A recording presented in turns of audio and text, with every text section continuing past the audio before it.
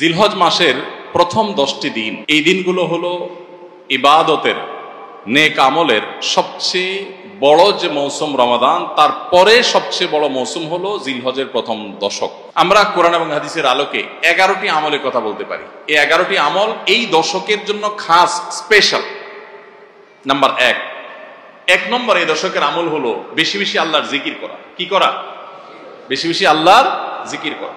কারণ কোরআনে কারিমে সূরা তাওবাতে আল্লাহ রাব্বুল আলামিন এই দশককে ইঙ্গিত করে বলেছেন যে তোমরা আল্লাহ তাআলার জিকির করো ফি আইয়ামিন মাদুদাত, নির্দিষ্ট দিনসমূহে, নির্ধারিত দিনগুলোতে তোমরা আল্লাহর জিকিরে মাশগুল থাকো। এখানে আল্লাহর জিকির যে নির্দিষ্ট দিনগুলোতে রাখার কথা বলা হয়েছে, সেই আয়াতের ব্যাখ্যা আবারও তাফসীর ইবনে কাসিরে এবং ইবনে আব্বাস রাদিয়াল্লাহু তাআলা সহ আরো অন্যান্য মুফাসসিরদের থেকে বর্ণিত হয়েছে যে নির্দিষ্ট দিন বলতে জিলহজের প্রথম 10 দিনকে আল্লাহ তাআলা মিন করেছেন। এই 10 দিনই তোমরা আল্লাহর জিকিরে বেশি বেশি করে আল্লাহ তাআলার জিকির করো। তাহলে জিকির শুধু না, পরিমাণে বাড়িয়ে বাড়িয়ে বেশি বেশি পরিমাণে জিকির করতে হবে। এই দশকে আল্লাহ তাআলার স্মরণ অন্তরে হবে, মুখে আল্লাহ তাআলার জিকির চলবে, কাজের মাধ্যমে জিকিরের আমল চলবে, অন্তরের স্মরণের মাধ্যমে, মুখে জিকিরের মাধ্যমে। কোরআনের তেলাওয়াত একটা জিকির, তাসবিহ গুলো একটা জিকির, তাহমিদ আল্লাহর প্রশংসা একটা জিকির। এরকম যত জিকির আছে, এই দশক হলো জিকিরের দশক। সবচেয়ে বেশি জিকির চলবে। সবচেয়ে বেশি কি চলবে? জিকির চলবে। দ্বিতীয়ত যে আমলটি চলবে তা হলো যে কোনো নেক আমল, যে কোনো নেক আমল। কারণ একটু আগে আমরা হাদিস শুনলাম যে নবী করিম সাল্লাল্লাহু আলাইহি ওয়াসাল্লাম বলেছেন, মা মিন আইয়ামিন আল্লাহ আমালুস সালিহু ফিহিন্না আহাব্বু ইলাল্লাহ মিন হাযিহিল আইয়াম।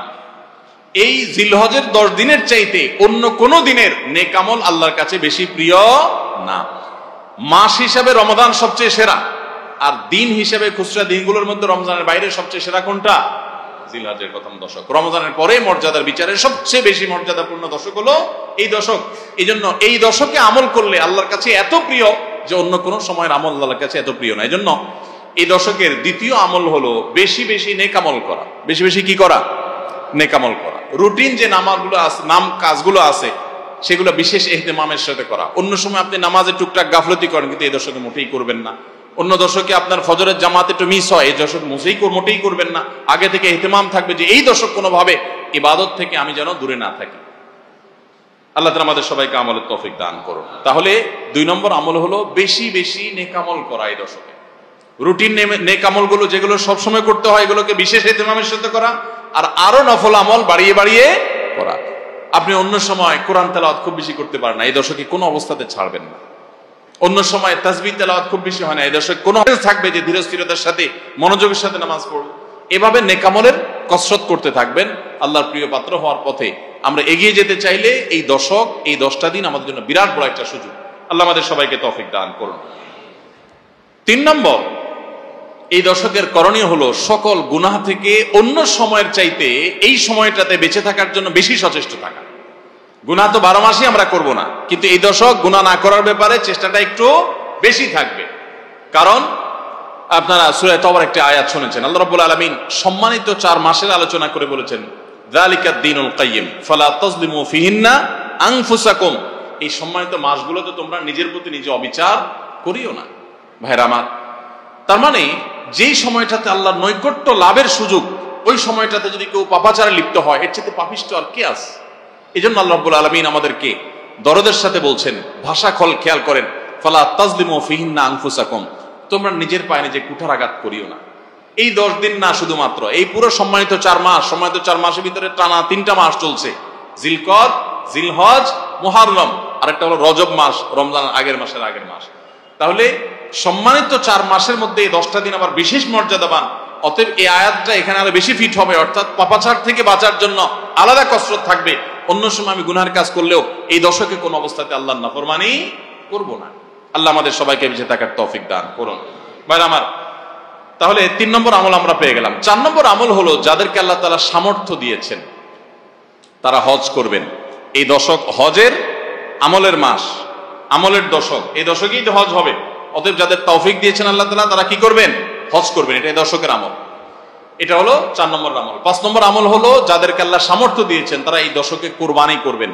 কারণ কোরবানি এমন একটা আমল, নবী করিম সাল্লাল্লাহু আলাইহি ওয়াসাল্লাম মদিনা হিজরত করেছেন, এরপর থেকে প্রতি বছরই তিনি কি করেছেন? কোরবানি করেছেন। আল্লাহ নির্দেশ করেছেন ফাসাল্লি লিরাব্বিকা ওয়ানহার, তুমি তোমার রবের নির্দেশ পালনার্থে নামাজ আদায় করো এবং কোরবানি করো। তো এই জন্য ঈদুল আজহা অর্থাৎ এই জিলহজের প্রথম দশকের শেষ দিন অর্থাৎ দশম দিনে কোরবানির আমলটা করা, এটা যাদের সামর্থ্য আছে তাদের জন্য প্রযোজ্য। এই দশকের একটা আমল হলো কি করা? কোরবানি করা। কয়টা আমল গেল? 5টা। 6 নম্বর হলো যাদের কোরবানি করার ইচ্ছা আছে তারা জিলহজের চাঁদ ওঠার আগে আগে জিলকদ মাসের শেষ দিনের মধ্যে তাদের হাতের নখ, চুল, গোফ, অবাঞ্ছিত লোম এগুলো সব কেটে পরিষ্কার করে ফেলবেন এবং এই দশক আর সেগুলোতে হাত দিবেন না। কোরবানি করে তারপরে সেগুলো পরিষ্কার করতে চাইলে করবেন, এই দশকে আর হাত দিবেন না। নবী সাল্লাল্লাহু আলাইহি ওয়াসাল্লাম বলেছেন মান আরাদা আন ইউদাহিয়া ফালা ইয়াখুয মিন শা'রিহি ওয়া আযফারিহি শাইআ, যে ব্যক্তি কোরবানি করার ইরাদা করেছে, নিয়ত করেছে, সে যেন তার চুল, নখ এগুলো না কাটে ওই 10 দিন। জিলহজের চাঁদ উঠছে আর কাটবেন না, চাঁদ উঠার আগে আগে কেটে ফেলবেন এবং কোরবানির পরে যায় কাটবেন, এই 10 দিন বিরত থাকা। তবে অন্য আরো বিভিন্ন রিওয়ায়াত থেকে, বর্ণনা থেকে বোঝা যায় যে এই আমলটা শুধু যিনি কোরবানি করবেন তিনি নয়, যিনি কোরবানি করবেন না, কোরবানি করার সামর্থ্য নাই, তিনি এই আমল করতে পারেন, তাহলে আল্লাহ তাআলা তাকে কোরবানি করার সওয়াব দান করবেন। এমনকি কোন কোন সালাফ, কোন কোন সাহাবী থেকে এই আমলও বর্ণিত আছে যে বাসার বাচ্চা কাচ্চা যারা আছে তাদেরকেও এই দশকে চুল, নখ ইত্যাদি কাটতে নিষেধ করেছেন। তাহলে চুল, নখ ইত্যাদি কাটা থেকে বিরত থাকা এই 10 দিন, আগে কাটা এবং পরে কাটা, এই 10 দিন না কাটাকাটি না করা, এটা একটা মুস্তাহাব আমল। এবং প্রায় সব ফুকাহায়ে কেরাম এই ব্যাপারে একমত হয়েছেন। মাওসুআ ফিকহিয়া কুয়েতিয়ার মধ্যে লেখা হয়েছে যে ইত্তাফাকাল ফুকাহা, সব ফকিহগণ প্রায় একমত যে এই দশকে যিনি কোরবানি করবেন তিনি তো বটেই, কোরবানি যিনি করবেন না তাদের তরফ থেকেও চুল, নখ এগুলা কাটা থেকে বিরত থাকা মুস্তাহাব। তাহলে 6 নম্বর আমল গেল চুল, নখ ইত্যাদি এই দশক না কেটে থাকা। 7 নম্বর আমল হলো এই দশকে বেশি বেশি তাকবীর পাঠ করা। এটা তাকবীরে মুতলাক বলা হয়, সাধারণ তাকবীর। আল্লাহু আকবার, আল্লাহু আকবার, লা ইলাহা ইল্লাল্লাহ, আল্লাহু আকবার, আল্লাহু আকবার ওয়ালিল্লাহিল হামদ। এই তাকবীরটা হলো মিন শাআইরিল ইসলাম, এটাকে আমরা করতে পারি। ইসলামের যে নিদর্শনগুলো আছে সেগুলোর মতো করে এই তাকবীরটা আমরা পাঠ করব, এমন ভাবে পাঠ করব যে অলিতে গলিতে, রাস্তাঘাটে সব জায়গায় তাকবীরের ধ্বনি চলতে থাকবে, কারোর ডিস্টার্ব করে না, মৃদু কণ্ঠে সব জায়গায় গুনগুনিয়ে আমাদের মুখ থেকে তাকবীর চলবে। আপনারা অনেকে হয়তো শুনে থাকবেন সাহাবায়ে কেরাম রিদওয়ানুল্লাহি তাআলা আজমাইনের মধ্যে থেকে কেউ কেউ, আবু হুরায়রা রাদিয়াল্লাহু তাআলা আনহু, আরো কোন সাহাবীর আমল বর্ণিত আছে যে জিলহজের প্রথম দশক শুরু হলে তারা বাজারে চলে যেতেন। বাজারে কেন যেতেন ভাই? শুধুমাত্র এই নিয়তে বাজারে যেতেন যে বাজারে গিয়ে অনেক মানুষজন থাকবে, তাদের সামনে গিয়ে উচ্চস্বরে তাকবীর পাঠ করব, আমার তাকবীর শুনে পুরো বাজারের সবাই গুনগুনিয়ে তাকবীর বলে উঠবে, এই উদ্দেশ্যে শুধুমাত্র কোন কোন সাহাবী বাজারে যেতেন। এবং যে বলতেন আল্লাহু আকবার, আল্লাহু আকবার, লা ইলাহা ইল্লাল্লাহ, আল্লাহু আকবার, আল্লাহু আকবার ওয়ালিল্লাহিল হামদ। শয়তান আমাদের পুরো সমাজকে গ্রাস করে ফেলছে ভাই, সর্বত্র। আমাদের বাসা বাড়ি, আমাদের ব্যবসা প্রতিষ্ঠান, আমাদের শিক্ষা প্রতিষ্ঠান, আমাদের চিন্তা চেতনা, মন, মগজ, দেহ, মস্তিষ্ক সবকিছু ইবলিস নানাভাবে আমাদেরকে প্রভাবিত করে রাখছে। ইবলিসের ওয়াজ তো আজকাল আমরা শুনি না। কোরআনে আল্লাহ তাআলা সবচেয়ে বেশি যাকে শত্রু হিসাবে দেখাইছেন সে হলো কে? ইবলিস। তার ব্যাপারে আল্লাহ বলেছেন যে সে আমাদের আদু ও মুবিন, স্পষ্ট শয়তান। আমরা জীবনে কোনোদিন দেখিই নাই, আল্লাহ বলেছেন স্পষ্ট শয়তান। কেমনে স্পষ্ট হলো? আমরা দেখিই না, সে থাকে গোপনে, আল্লাহ বলছেন স্পষ্ট। ভাইরা আমার, এই জন্য আল্লাহ স্পষ্ট বলেছেন যে শয়তান নিজে দেখা না দিলে কি হবে? শয়তানের শয়তানি সারাক্ষণ আমাদের চোখের সামনে ভাসে, চতুর্দিক থেকে শয়তানের শয়তানি আমরা দেখি না? তো এই শয়তান তার শয়তানি করে করে পরিবেশটাকে আমাদের নষ্ট করে ফেলছে। আমাদের দেশ তরুণ প্রজন্মকে ধ্বংসের দ্বারপ্রান্তে নিয়ে যাওয়া হয়েছে, তাদেরকে দিন থেকে এত দূরে সরাই দেওয়া হয়েছে, কখনো শিক্ষার নামে, কখনো সংস্কৃতির নামে, কখনো বিনোদনের নামে, কখনো খেলাধুলার নামে, কখনো ক্যারিয়ারের নামে, এক এক সময় এক এক নাম দিয়ে আমাদের সন্তানদেরকে আল্লাহে দিন থেকে এত দূরে সরিয়ে ফেলা হয়েছে, আমরা অনেকে এখনো আঁচ করতে পারছি না। ভয়াবহতা কোথায় গিয়ে ঠেকেছে অনেকে অনুমান করতে পারছি না। সমাজ থেকে শয়তানের এই সমস্ত শয়তানির প্রভাব দূর করবার জন্য জিলহজের প্রথম দশকে অলিতে গলিতে, রাস্তা ঘাটে, বাসা বাড়িতে, ব্যবসা প্রতিষ্ঠানে সব জায়গায় তাকবীর ধ্বনি উচ্চারিত করতে থাকেন। এই তাকবীর ধ্বনি নীরবে না, সশব্দে, সশব্দে বলতে মানুষকে ডিস্টার্ব করে না, যতটুকু মানুষ সহনীয় হয় মৃদু কণ্ঠে এই তাকবীর গুনগুনিয়ে আমরা গাইতে থাকবো, আওয়াজ করে করে বলতে থাকবো, সর্বত্র এটি ধ্বনিত হতে থাকবে। এই আন্দোলনটা আমার প্রত্যেকটা একটু করতে হবে। রাজি আছি তো ইনশাআল্লাহ? ভাইরা আমার, বাজারে গিয়ে, চায়ের দোকানে, মাছের বাজারে বা খুব জমজমাট বাজারে গিয়ে যদি আপনি হঠাৎ করে তাকবীর দিয়া উঠেন, আল্লাহু আকবার, আল্লাহু আকবার, লা ইলাহা ইল্লাল্লাহ, আল্লাহু আকবার, আল্লাহু আকবার, ওয়ালিল্লাহিল হামদ, কত মধুর কণ্ঠে এই তাকবীর পাঠ করা যায়। আল্লাহু আকবার, আল্লাহু আকবার, আল্লাহ সবচেয়ে বড়, আল্লাহ সবচেয়ে বড়, লা ইলাহা ইল্লাল্লাহ, আল্লাহ ছাড়া সত্যিকারের কোনো মাবুদ নাই, লা ইলাহা ইল্লাল্লাহ, আল্লাহু আকবার, আল্লাহ বড়, ওয়ালিল্লাহিল হামদ, আল্লাহ বড়, আল্লাহ বড় এবং তার জন্য সমস্ত প্রশংসা। ভাইরা আমার, আল্লাহর বড়ত্ব এটা বলতে গিয়ে আজকাল আমাদের অনেকের হেজিটেশন হয়, আমাদের অনেকের মধ্যে ইতস্তত বোধ হয় যে মানুষের সামনে যায় বলবো, একা একা বলি ঠিক আছে, মানুষের সামনে আবার বলবো কেমন লাগে। এগুলো আমাদের ইমানের দুর্বলতার দলিল। আমার আল্লাহর বড়ত্ব বর্ণনা করতে আমার মধ্যে ইতস্তত বোধ যদি হয়, তো আমার চেয়ে নিমুখ হারাম আর কি আছে আল্লাহর জমিনে? আমি কত আল্লাহ নিমুখ হারাম যে আল্লাহ সারাদিন আল্লাহর নিয়ামতের ভিতরে ডুবে আছি, আল্লাহর বড়ত্বটা জোরে বললে কে কি মনে করবে, আমি এই চিন্তা করছি। তো আমরা ইনশাআল্লাহ এই অচল আয়তন ভাঙবো তো, আমরা ইনশাআল্লাহ এই হীনমন্যতা, এই ইতস্ততা দূর করবো তো ইনশাআল্লাহ। ভাইরা আমার, টার্গেট করে করে বাসায় যাওয়ার সময় মোবাইলে অ্যালার্ম দিয়ে দিয়ে লিখে লিখে রিমাইন্ড করে করে তারপরে আমল করব, মনে থাকবে তো ইনশাআল্লাহ। যেখানে মানুষ আছে একটু জোরে জোরে তাকবীর পাঠ করবো, বাসায় ঢোকার সময় জোরে জোরে পড়তে পড়তে ঢুকবেন যাতে বাসার সবাই তাকবীর দিয়ে উঠে। হঠাৎ মনে হবে একটু জোরে জোরে পড়বেন যাতে সবাই তাকবীর দিয়ে উঠে। পুরো পরিবেশটাকে সেভাবে করবেন। আমি আমার বাসায় এই দশক আসলে সাধারণত মৃদু কণ্ঠে ভলিউমের সবসময় তাকবীরটা চালু করে রাখি যাতে সবার মনে হয়। অফিসে কম্পিউটারে এটাকে মৃদু কণ্ঠে চালু করে রাখি, অন্যান্য কাজ করতে থাকি, এই আওয়াজ চলতে থাকে যাতে করে যে আসে সে দেখে তার মনে হয় সে আমলটা করতে পারে। তো আমরা এই আমলটা চিন্তা করবো তো ইনশাআল্লাহ। যদি আপনি বাজারে গিয়ে তাকবীর বলেন, আমাদের সমাজের যে অবস্থা, যে অবক্ষয়, দ্বীনি চেতনা দিন দিন যেভাবে হারিয়ে গেছে, আপনার তাকবীর শুনে হয়তো অনেকে হাসবে। হঠাৎ করে যখন বাজারে গিয়ে তাকবীর দিবেন জোরে জোরে, বলবে ব্যাপার কি? কেউ কেউ হয়তো ইশারা করে যে মাথায় হয়তো কোনো সমস্যা আছে, এরকম হতে পারে। হতে পারে কি পারে না? কেন হইতে পারে? কারণ সব গাফেলদের মধ্যে একজন জাকের আসছে, সব গাফেলদের মধ্যে একজন জাকের আসছে। যেখানে সবাই গাফলতিতে নিমজ্জিত, সেখানে একজন জিকিরকারী আসছে। এজন্য ওই গাফেলদের মধ্যে জিকিরকারী, একজন জিকিরকারী ব্যক্তিকে মনে হয় পাগল, অথবা তাকে বলা হয় যে আননুন। অথচ হওয়া দরকার ছিল মুসলমানদের সমাজে সবাই জাকের, এক দুজন গাফেল, আর আমরা সবাই হয়ে গেছি গাফেল। এজন্য একজন জিকিরকারী হলে তাকে মানুষ কি করে? উপহাস করে, পাগল মনে করে।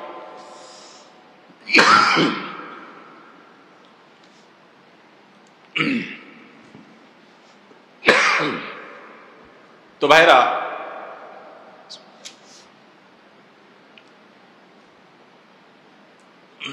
ওই যে কোন দেশে নাকি রাজাকে ভবিষ্যৎবাণী করা হয়েছে যে রাজা সাহেব পাগলা পানি আসতেছে, পাগলা পানি, বন্যার পানিতে যে পানি আসবে এটাতে সব জায়গায় ছড়ায় যাবে, এটা পাগলা পানি, দেশে আর কোনো পানি থাকবে না, এই পানি সবাই খাইতে বাধ্য হবে। আর এই পানি পাগলা পানি নাম এই জন্য দেওয়া হয়েছে, এই পানি যে খাবে সে পাগল হয়ে যাবে। রাজা সাহেব এই ভবিষ্যৎবাণী শুনে পরামর্শ করতেছেন সব মন্ত্রীদের সাথে যে কি করা যায়। দেশের সব মানুষ পাগল হয়ে গেলেও আমার তো অন্তত ভালো থাকতে হবে, আমি পাগল হয়ে গেলে দেশ চলবে কেন? তো সবাই বুদ্ধি দিচ্ছে, রাজা সাহেব এক কাজ করেন, তাহলে আপনার রাজ বাড়িতে বেশি করে পানি স্টক করে রাখেন, যে পাগলা পানি যখন আসবে, সাধারণ পানি যখন থাকবে না, টাঙ্কিতে আপনার বাসায় পর্যাপ্ত পানি থাকবে, 1-2 মাস চলবে। তো অন্তত আপনি ওই পানিগুলা খায়া ভালো থাকলেন, জনগণ সব পাগল হয়ে গেল, আপনি একটু সামলালেন। তো বুদ্ধি অনুযায়ী রাজা সাহেব সব পানির ব্যবস্থা রাখছে এবং বিরাট পানির ট্যাঙ্কি ভরে ফেলছে। ভরার পর এবার সেই পানির ট্যাঙ্কির পানি রাজা সাহেব এবং তার ফ্যামিলির লোকজন খাইছে, এবং যথারীতি জনগণ ওই পাগলা পানি খায় সব পাগল হয়ে গেছে, আর পাগল হয়ে সব কাপড় চোপড় খুলে ফেলছে। এখন সব পাগলরা এসে রাজবাড়ি ঘেরাও করে ফেলছে এবং সবাই মিলে বলতেছে ওই দেখ কয়েকটা পাগল। কারণ এগুলোর পরনে কাপড় আছে, এগুলোর মাথা নষ্ট হয়ে গেছে, এটা পরনে কাপড় পরে রয়েছে কেন? এবার রাজা সাহেব সবার সাথে পরামর্শ করতেছে পরিবার সদস্যদের সাথে যে আমাদের কি করা এখন, সবাই যে আমাদেরকে পাগল বলা শুরু করছে, যদি পাগল বলে মাইদ্যুৎ দেওয়া শুরু করে দেয় কি করা যাবে। তখন এবার সবাই বুদ্ধিনি করলো পরিবারের লোকেরা যে তাহলে এক কাজ করা যাক, যে সমাজে সব পাগল থাকে সেখানে আসলে সুস্থ থাকাটা দোষের, আমরাও চলেন পাগলা পানি খেয়ে পাগল হয়ে যাই। এবার তারাও পাগলা খানি খেয়ে পাগল হয়ে গেছে, এবার পাগলে পাগলে মিলছে, আর অসুবিধা হয়নি। এই সমস্ত গল্প হয়তো এর কোনো বাস্তবতা নাই, কিন্তু এই গল্প বলার উদ্দেশ্য হলো যে যেই সমাজে মানুষ সব গাফেল হয়ে যায়, ফাসেকের পরিমাণ বেশি হয়ে যায়, সেই সমাজে একজন বাজারে গিয়ে যখন আল্লাহু আকবার তাকবীর ধ্বনি দিবে, তখন তাকে কিছু লোক পাগল বলাটা সমাজের মানুষের পাগল হওয়ার দলিল। পাগল হওয়া বলতে ফাসেক হয়ে যাওয়া, আল্লাহর জিকির থেকে দূরে সরে যাওয়ার দলিল। কেন বাজারে যায় যদি কেউ একটু গেয়ে উঠে, মনের সুখে কোন একটা গান গেয়ে উঠে, তাকে তো কেউ অসুস্থ মনে করে না। তাহলে জিকিরের ক্ষেত্রে এরকম কেন হয়?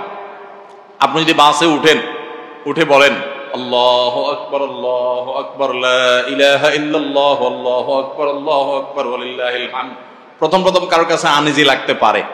উঠার পর যদি আর কেউ পড়েন, বলবে যে ভাই হাতে কোনো ব্যাগ ট্যাগ তো দেখা যাচ্ছে না, কিছু বেচবে নাকি, হকার টকার নেই কোনো। আপনি যদি তখন সুন্দর করে, যারা অবাক হয়ে তাকাবে তাদের যদি বলেন ভাই এই দশকে আমাদের নবীজি বেশি বেশি করে উচ্চস্বরে তাকবীর পাঠ করতে বলেছেন, আপনারা তো সবাই মুসলমান, আপনাদের সবাইকে স্মরণ করানোর জন্য আমি জোরে জোরে করছি, আপনারা কেউ মনে কিছু নিয়েন না, বাস আলহামদুলিল্লাহ, তাইলে কিচ্ছা কত। তো আমরা এই আমলটা করবো তো ইনশাআল্লাহ। কঠিন আমল, কিন্তু এটাকে জিন্দা করতে পারলে সমাজে সর্বত্র যখন তাকবীরের ধ্বনি ভাসতে থাকবে, শয়তান পালা যাবে ইনশাআল্লাহ সমাজ থেকে। ঘরে যখন সারাদিন তাকবীর ধ্বনি ভাসতে থাকবে, শয়তান পালা যাবে। আল্লাহ আমাদের সবাইকে আমলের তৌফিক দান করুন। জিলহজের প্রথম দশকে এই আমলটা সম্পর্কে নবী করিম সাল্লাল্লাহু আলাইহি ওয়াসাল্লামের ভাষ্য খেয়াল করেন। তিনি বলেছেন ফাকসিরু ফীহিন্না মিনাত তাকবীরি ওয়াত তাহলিলি ওয়াত তাহমিদ।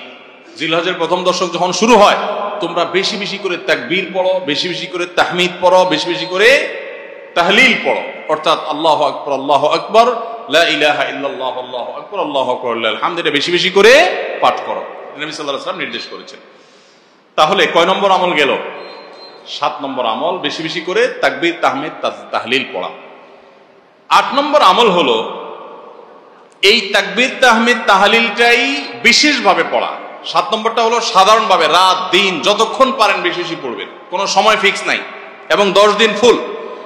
আর 8 নম্বর আমল হলো এই তাকবীরটাই নির্দিষ্ট সময় নির্দিষ্ট দিনগুলোতে বিশেষভাবে পড়া। সাধারণভাবে তো পড়বেনই, আর বিশেষভাবে পড়বেন। বিশেষভাবে কখন? আইয়ামে তাশরিকে। আইয়ামে তাশরিক কাকে বলা হয় ভাই? জিলহজের 9 তারিখ ফজরের পর থেকে নিয়ে জিলহজের 13 তারিখ আসর পর্যন্ত, জিলহজের 9 তারিখ ফজর থেকে নিয়ে জিলহজের 13 তারিখ আসর পর্যন্ত প্রত্যেক নামাজের পর সবাই যার যার জায়গা, পুরুষরা সরবে আর মা বোনরা বাসা বাড়িতে নীরবে তারা তাকবীর পাঠ করবেন। আল্লাহু আকবার লা ইলাহা ইল্লাল্লাহ আল্লাহু আকবার ওয়ালিল্লাহিল হামদ। প্রত্যেক নামাজের পরে একা একা পড়েন আর জামাতে পড়েন, সর্বাবস্থায়। জামাতে পড়লে ইমামের সাথে তাল মিলায় পড়তে হবে জরুরি না, প্রত্যেকে যার যারটা শেষে পড়বেন। মনে থাকবে তো ইনশাআল্লাহ? তাহলে 8 নম্বর আমল হলো আইয়ামে তাশরিক, অর্থাৎ জিলহজের 9 তারিখ থেকে 13 তারিখ পর্যন্ত প্রত্যেক নামাজের পরে তাকবীরগুলো জোরে জোরে পাঠ করতে থাকবো ইনশাআল্লাহ। 9 নম্বর আমল হলো জিলহজের 1 তারিখ থেকে 9 তারিখ পর্যন্ত এই 9 দিনই নফল রোজা রাখা। এই 9 দিনই নফল রোজা রাখা। এই 9 দিন নফল রোজা রাখা সম্পর্কিত একটা হাদিস পাওয়া যায়, এবং এই 9 দিনের নফল আমল সম্পর্কে মওসুআ ফিকহিয়া কুয়েতিয়া, কুয়েত থেকে প্রকাশিত ফিকহ বিশ্বকোষ, সেখানে বর্তমান সময়ের সবচাইতে অথেন্টিক ফতোয়ার কিতাবগুলোর মধ্যে থেকে, প্রসিদ্ধ কিতাবগুলো থেকে একটা, ফতোয়ার কিতাবগুলো থেকে মওসুআ ফিকহিয়া কুয়েতিয়া, সেখানে লেখা হয়েছে যে ইত্তাফাকাল ফুকাহা, সমস্ত ফকিহগণ এবারে একমত যে জিলহজের 1 তারিখ থেকে 9 তারিখ পর্যন্ত এই 9 দিনই রোজা রাখা মুস্তাহাব। এই 9 দিন রোজা রাখা মুস্তাহাব।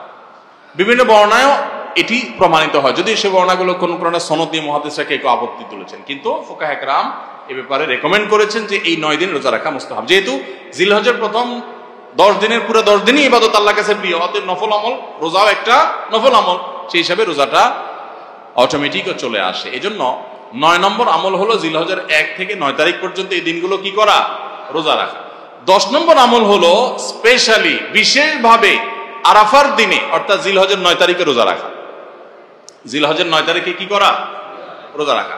প্রথম 9 দিন সাধারণ, আর বিশেষভাবে 9 তারিখের গুরুত্ব আরো বেশি, কারণ নবী করিম সাল্লাল্লাহু আলাইহি সাল্লাম বলেছেন, সিয়ামু ইয়াউমি আরাফা আহতাসিবু আলাল্লাহি আন ইউকাফিরা আস-সানাতাল্লাতী ক্বাবলাহা ওয়াল্লাতী বা'দাহা। আরাফাত দিনের রোজা অর্থাৎ জিলহজের 9 তারিখের রোজা, এই রোজা সম্পর্কে আল্লাহর কাছে আমার ধারণা, আল্লাহর প্রতি নবী সাল্লাল্লাহু আলাইহি সাল্লাম বলছেন যে আমার ধারণা যে এই রোজার বিনিময়ে আল্লাহ তাআলা 1 বছর পূর্বের আর 1 বছর পরের অর্থাৎ আগামী 1 বছর এবং গত 1 বছরের গুনাহ আল্লাহ তাআলা মাফ করে দিবেন। আমরা এই পর্যন্ত যত ফজিলতের কথা শুনেছি, পিছনে গুনাহ মাফ করে দিবেন, গত 1 বছর গুনাহ মাফ করে দিবেন, সারাদিন গুনাহ মাফ করে দেওয়া হবে, এরকম বিভিন্ন হাদিস আমরা শুনেছি। কিন্তু এরকম কোন হাদিস কেউ হয়তো আমরা এই হাদিস ছাড়া আরেকটা হাদিস শুনি নাই যে 1 বছর অগ্রিম গুনাহ মাফ করবেন। যদি আল্লাহ তাআলা কাউকে হায়াত দেন তিনি 1 বছরের গুনাহ মাফ পেয়ে যাবেন। কোন কোন হাদিস বেত্তাগণ বলেন যে হাদিসের মধ্যে ইশারা পাওয়া যায় যে কেউ যদি আরাফাতের রোজা রাখার তৌফিক পায়, হয়তোবা আগামী 1 বছর হায়াত পাওয়ার তৌফিক হবে তার। যদিও এটা জাস্ট একটা ব্যাখ্যা, এটা এমন না যে হাদিসে বলা হয়েছে আলাদা গ্যারান্টি দিয়ে, এরকম না। অতএব এর ব্যত্যয় ঘটলে করতে পারে। কথা বুঝে আসছে ভাই? তো এই জন্য এই আরাফাত দিনের রোজা এটা আমরা মিস করবো না ইনশাআল্লাহ।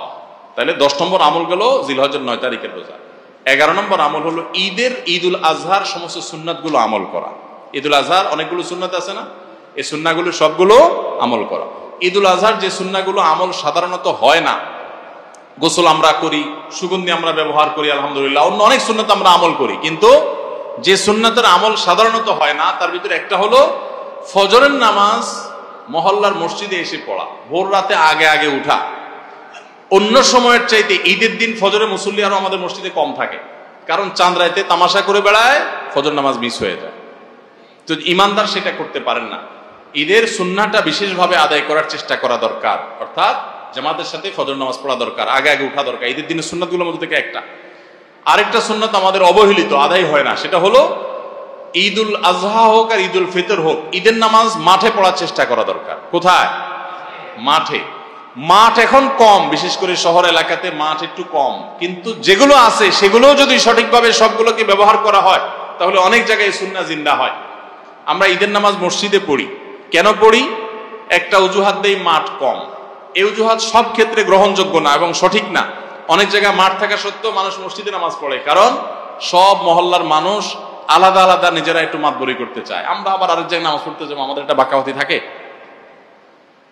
এই রোগ মসজিদে মসজিদে ঢুকে গেছে, মসজিদ কমিটির লোকদের মধ্যে রোগ ঢুকে গেছে। তারা এই কোরবানি করতে রাজি না যে আমরা এখানে জমাত করব না, চলুন আমরা সবাই মিলে বড় একটা মাঠে করি।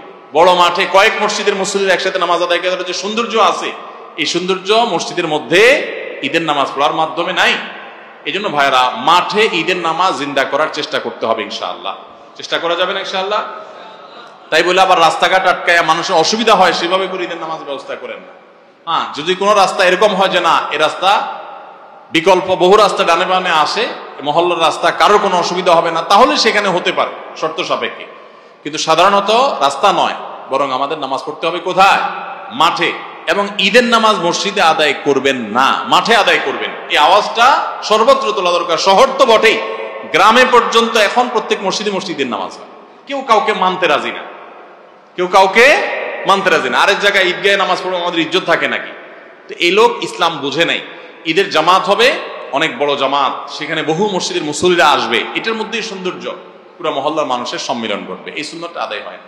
ঈদুল আজহার আরেকটা সুন্নাত অবহেলিত, সেটা হলো ঈদুল আজহায় আমরা জানি যে প্রথম খাবার ঈদুল আজহার কোরবানির গোশত দিয়ে হবে, এটা সুন্নাত। ওমর রাদিয়াল্লাহু তাআলা থেকে একটা riwayat বর্ণিত আছে যে আল্লাহ তাআলার উদ্দেশ্যে কোনো কিছু দান করলে এটা নিজে ভোগ করা যায় না। যায়?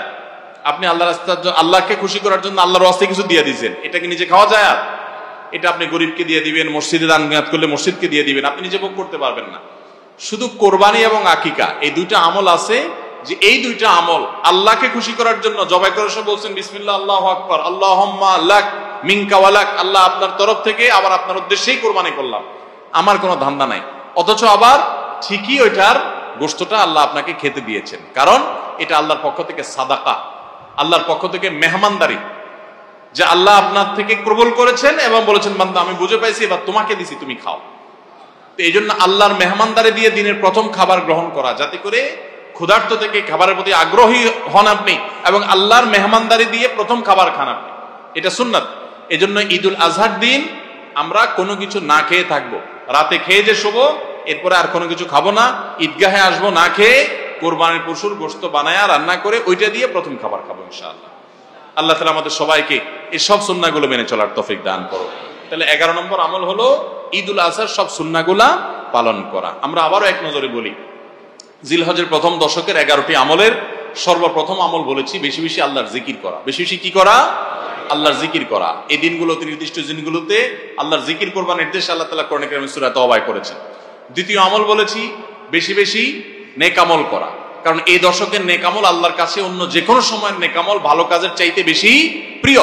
এই দশকের নেক আমল চলতে থাকবে, সেটা জিকির হোক, তেলাওয়াত হোক, দান সাদাকা হোক, নফল রোজা হোক, নফল নামাজ হোক, যত রকমের ইবাদত আছে, এটা ইবাদতের দশক। রমজানে যেরকম ইবাদত করতে থাকি আমরা, এই দশকে এরকম কি চলবে? ইবাদত চলতে থাকবে।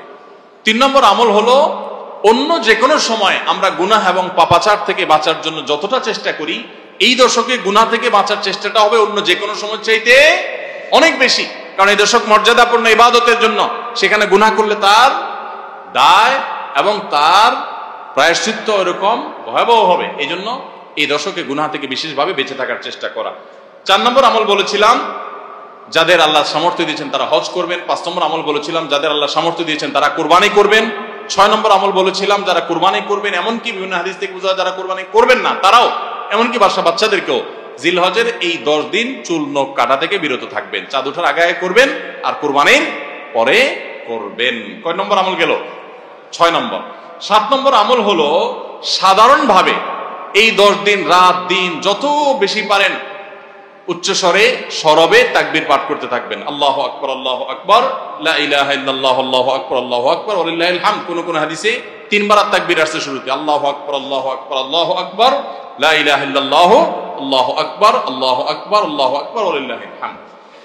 আর 8 নম্বর আমল হলো এই তাকবীরটাই বিশেষ সময়ে, বিশেষ দিনে, বিশেষ সময়ে পড়া। সেটা কিভাবে? জিলহজ মাসের 9 তারিখ ফজরের পর থেকে নিয়ে জিলহজের 13 তারিখ আসরের নামাজ পর্যন্ত প্রত্যেক নামাজের পরে নারী পুরুষ সবাই এই তাকবীর নামাজের পরে একবার করে পাঠ করা। এটা হলো বিশেষ সময়, তাকবীরে মুকাইয়াদ বলা হয় এটাকে, স্পেশাল। এটা 8 নম্বর আমল। 9 নম্বর আমল হলো জিলহজের 1 থেকে 9 তারিখ পর্যন্ত এই সব দিনগুলোতে নফল রোজা রাখা মুস্তাহাব। 10 নম্বর আমল হলো জিলহজের 9 তারিখ আরাফার দিনে রোজা রাখা আলাদা স্পেশাল সওয়াবের কাজ। 1 বছর আগের এবং 1 বছর অগ্রিম পরের গুনাহ মাফ আল্লাহ তাআলা করে দেন, অর্থাৎ সগীরা ছোট গুনাহ আল্লাহ তাআলা মাফ করে দেন, বড় গুনাহ থেকে তওবা করলে সেগুলো মাফ পাওয়া যাবে। আর 11 নম্বর আমল হলো যে ঈদের দিনে যত সুন্নাহ আছে সব সুন্নাহগুলো সঠিকভাবে পালন করব। আল্লাহ রাব্বুল আলামিন আমাদের সবাইকে জিলহজের এই 10 দিনের ফজিলত এবং মর্যাদা প্রতি মুহূর্তে স্মরণ করার তৌফিক দান করুন। এই দশক যে মর্যাদার দশক যায়, ফজিলতের দশক যায়, ইবাদতের দশক যায়, জিকিরের দশক যায়, তাকবীরের দশক যায়, নফল রোজার দশক যায়, ধারণাই নাই আমাদের, মনেই থাকে না। অনেক মানুষ আছে জিজ্ঞেস করলে ভাই তার হাবভাব দেখলে রুটিনের ভিতরে কোনো পরিবর্তন নাই। অন্য সময় ফজরে গাফলতি, এই দশকেও গাফলতি। আরে ভাই রমজান মাসে তো মানুষ বেনামাজিও নামাজ পড়ে, মাশাআল্লাহ, ঠিক না ভাই? ঠিক। যে লোক বখিল সেও টুকটাক দান করে, যে কখনো মসজিদে আসে না সেও মসজিদে আসে, যে কোরআন ছুঁয়ে দেখে না সেও একটু কোরআন ছোঁয়, কারণ রমজান ইবাদতের মৌসুম চলছে। তাহলে জিলহজের প্রথম দশকে এরকম ইবাদতের ছিটাফোঁটা, ইবাদতের কোনো আবহ, ইবাদতের কোনো পরিবেশ, ইবাদতের কোনো আলামত, এর কোনো আপনার চিহ্ন আমাদের সমাজে, আমাদের পরিবারগুলোতে দেখা যায় না। তাহলে এই দশক ইবাদতের অত্যন্ত ফজিলতপূর্ণ দ্বিতীয় বৃহত্তর মৌসুম হওয়া সত্ত্বেও অবহেলিত দশক, অজানা দশক। এই আমলগুলো হারিয়ে যাচ্ছে সমাজ থেকে। এগুলোকে জিন্দা করবো তো ইনশাআল্লাহ। আমরা সবাই এক একজন যার যার দায়িত্বে কমপক্ষে 5 জন মানুষকে আমরা সচেতন করবো ইনশাআল্লাহ। ঠিক আছে তো ইনশাআল্লাহ ভাই? এই বিষয়গুলো আমরা অন্যদের মাঝে শেয়ার করব। আমরা আমাদের ফাউন্ডেশন থেকে যে লিফলেট করেছি আপনারা নিজের উদ্যোগেও করে নিতে পারেন। আপনারা চাইলে আমাদের ফাউন্ডেশনের যে কেউ গেলে যতগুলো কপি লাগে আপনারা নিয়ে নিতে পারবেন, আপনার মসজিদগুলোতে আপনারা বিতরণ করবেন। রাস্তা রাস্তা দোকানে দোকানে হেঁটে হেঁটে মানুষকে হ্যান্ডবিল দিবেন এবং মানুষকে বলবেন ভাই একটু পড়ে দেখবেন এবং আমল করবেন। যদি আমরা এই আমলটা সমাজে চালু করতে পারি আমরা সাকসেস ইনশাআল্লাহ। চেষ্টা করা যাবে তো ইনশাআল্লাহ। প্রত্যেকে যার যার মহল্লায় অলিতে গলিতে তাকবীরের ধ্বনি চালায় রাখবেন এবং তাকবীরের ধ্বনি শুরু করবেন এবং যুবকরা প্ল্যান করে করে তাকবীর পাঠ করবেন। আবার তাকবীরের নাম দিয়ে মানুষকে ডিস্টার্ব করেন না। মিছিল করতে করতে আল্লাহু আকবার আল্লাহু আকবার দিতে দিতে গেলেন, মানুষ মোবাইলে কথা বলতে পারলো না, এই ডিস্টার্ব আবার করা যাবে না, খবরদার। ইসলাম আমাদেরকে ব্যালেন্স শিক্ষা দিয়েছে, কোনো আমল করতে গিয়ে কাউকে কষ্ট দেওয়া যাবে না।